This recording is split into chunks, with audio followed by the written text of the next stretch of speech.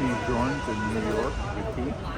We're going to be talking to William Browning about what's going on with FP Journe, anything new or any other developments. So we'll see what we find out in a bit. That's it.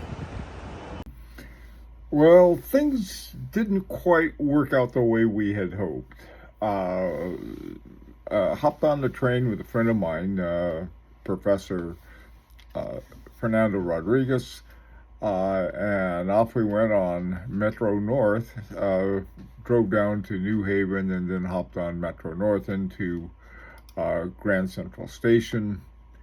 From there, we caught the subway to Lower Manhattan, where we finally found the new FP Journe boutique. Now, what happened was sort of interesting. We had an appointment at 12 o'clock, and you have to have an appointment these days. But there had been there had to be some kind of more than just, how you doing, William? Here I am with my camera. Let's have an interview.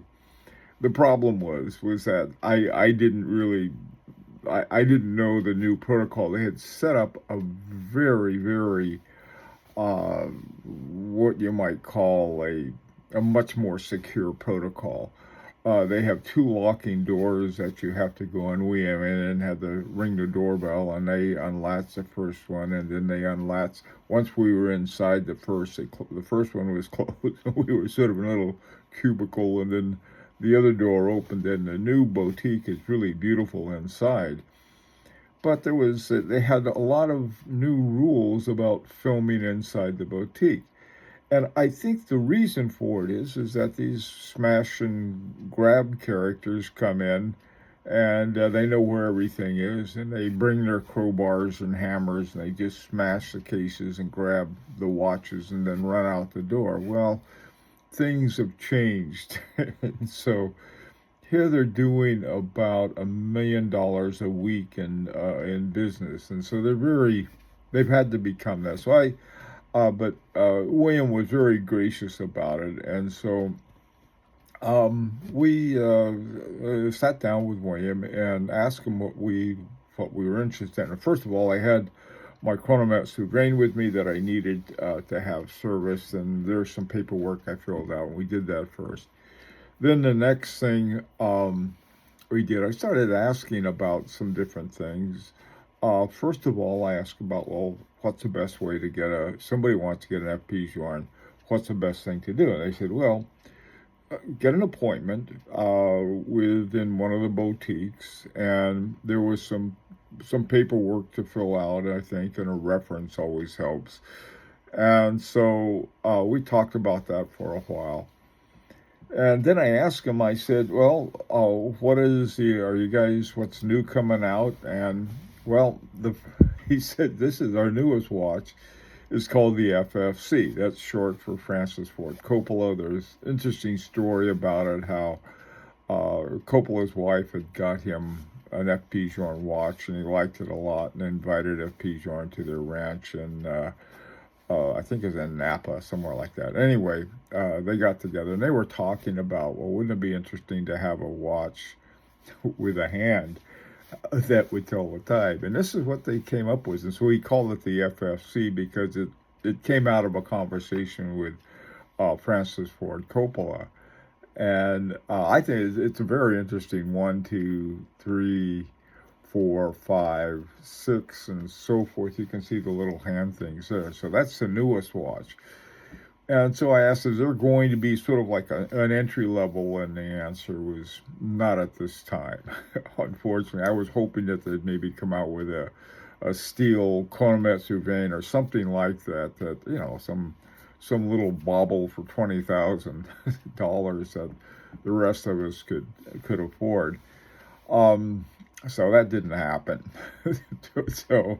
So here are the ones they have, the collections. The first one, or the main one, I think, is called the Classique. Most of the models they have, here are a few. The Chronomete Souvrain, that was what I had taken in, actually, for service.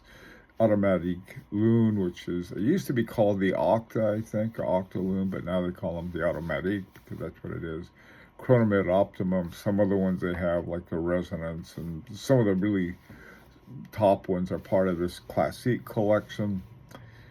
Then they have the Line Sport collection. This one, they have 3 in here: the Automatic Reserve, the Scintigraph, and the Chronograph Retropump. These are for the sportier, I mean, really sporty crowd. And then they have all these other collections. Some like the Elegante. This was a collection that started with a watch that FP Journe made a quartz movement, and then he put in a little rotor, and when the rotor stopped for a certain amount of time, the power that moved the hands would stop also, but there was a lot less power could keep the time up. And so when the person put the watch back on and started moving again, the hands on the watch would move to the correct current time. Wonderful, interesting watch. Then the limited series have certain things, like the particular one shown is a chronograph. The Batik collection is a certain style of the other watches that are in the Classique collection. Same thing with the jewelry collection. You have a watch with lots of jewelry around it that is otherwise as in one of the other collections, and then you have a black label. And so that's another, again, the same thing. You have all of these, there's something a little different about them, but they're the same. So anyway, that's almost the end of this story. And finally, so we left FP Journe, and off I went to go get, this is at the boutique in Van Cleef and Arpels. I had to get a little get out of jail free card, so I got a little gift for my wife there. And then we went home after that. Anyway, that's it, our adventure with our visit to FP Journe, and I'd like to hear your comments. Take care.